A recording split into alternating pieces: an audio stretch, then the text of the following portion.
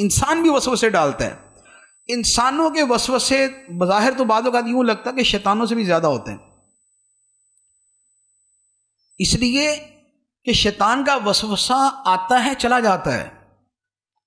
انسانوں کا وسوسہ جو ایک مرتبہ آ گیا تو جانا بڑا مشکل ہے. کیسے؟ کسی عورت کو جا کے بول دیا نا، یار تمہارے میاں کو میرے باتیں کرتے سنا کسی سے، چلے جی.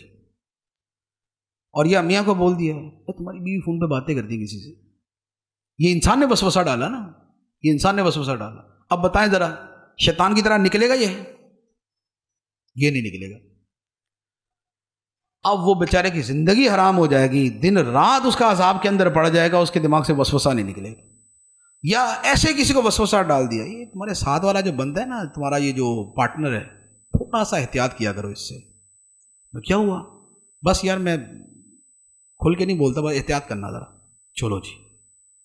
اب آپ 100% یقینی ہے کہ ان کی پارٹنرشپ تو ٹوٹی. کیوں؟ اس لیے کہ اگر جن وسوسہ ڈالتا تو نکل بھی جاتا، اس کا وسوسہ کمزور ہوتا ہے. یہ ڈالا انسان نے، یہ نہیں دل سے نکلے گا. اب ہر شے میں تھوڑا شروع ہو جائے، ہاں یار یہ اس وقت اس نے ایسی بات کہی تھی، اس وقت یہ اس نے کہا تھا، فلاں جگہ یہ بات ہوئی تھی، ہاں کچھ تو ہوا تھا. ٹھیک. اسی طرح یہ ایک دو چار اور بندے ہیں جن کو ہمیشہ ہی وسوسہ ہوتا ہے.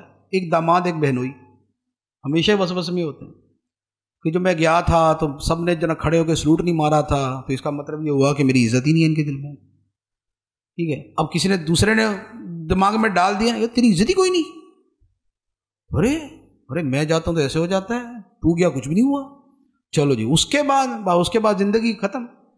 اب یہ وسوسہ نہ ختم ہوا کبھی بھی. وہ بیچارے منتیں کر کے تھک جائیں گے کہ ارے اندر سے بولیں گے، بھلے اسے فرعون صفت آدمی، ایسا ہم نے کچھ نہیں کیا تھا، لیکن اس کے دل سے نہیں نکلے گا، اس کے دل میں وسوسہ بیٹھ گیا. یہ ہے انسانوں کے وسوسے.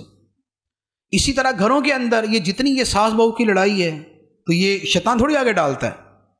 نہیں، ساس کو بھی پڑوسن نے آگے سمجھایا ہوتا ہے، بہو کو بھی پڑوسن نے آگے سمجھایا ہوتا ہے.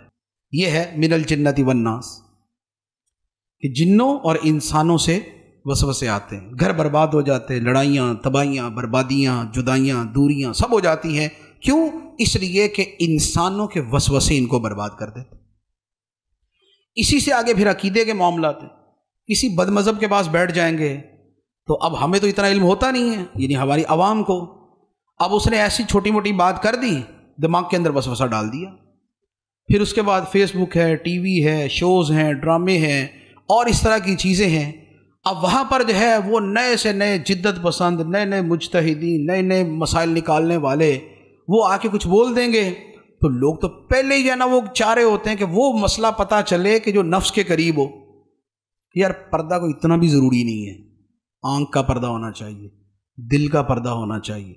تو بس اس کے بعد پھر یہ نفس کو زیادہ پسند آتا ہے تو پھر اس کے پیچھے لگ جاتے ہیں. اب خواہ وہ اسکول میں یا کالج میں پڑھانے والا استاد یا پروفیسر ہو، یا وہ یونیورسٹی کا چانسلر ہو، خواہ وہ وسوسے ڈالے، یا کوئی افسر وسوسے میں ڈالے، یا کوئی ڈاکٹر وسوسے میں ڈالے، یا کوئی علامہ صاحب ڈال دے، یا کوئی کسی بھی کیٹیگری کا آدمی ہے کہ جو سوٹڈ بوٹڈ ہو کے کسی بھی چینل پہ بیٹھ گیا اور اس کے بعد اس نے جو سمجھانا تھا سمجھا دیا. اب اس نے جو الذی یوسوس کا کردار ادا کیا، اب اس کے بعد وہ وسوسہ نکلنا بڑا مشکل ہے. اب بولے یار کہاں چینل پہ بیٹھا ہوا، کہاں فیضان بسم اللہ کا امام، تو اب تقابل پھر یوں کریں گے اس کا. تو اب وہ بھلے وہ وہاں بیٹھنے والے کو جو نا اس کو بیچارے کو رگڑ کے پالش کر کے اس کو بٹھایا ہوتا ہے، میک اپ کر کے اس کا، لیکن وہ جسٹ وہی ہے کہ وے آف ٹاک جو ہے وہ ڈلیوری میتھڈ جو اس کا ہے وہ پسند آ جاتا ہے تو اس کے وسوسے میں پڑ جاتے.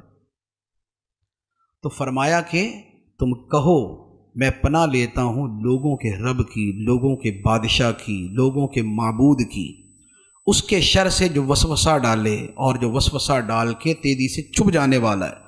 وہ جو وسوسہ ڈالتے ہیں لوگوں کے سینوں میں، جنوں میں سے بھی ہوتا ہے، انسانوں میں سے بھی ہوتا ہے.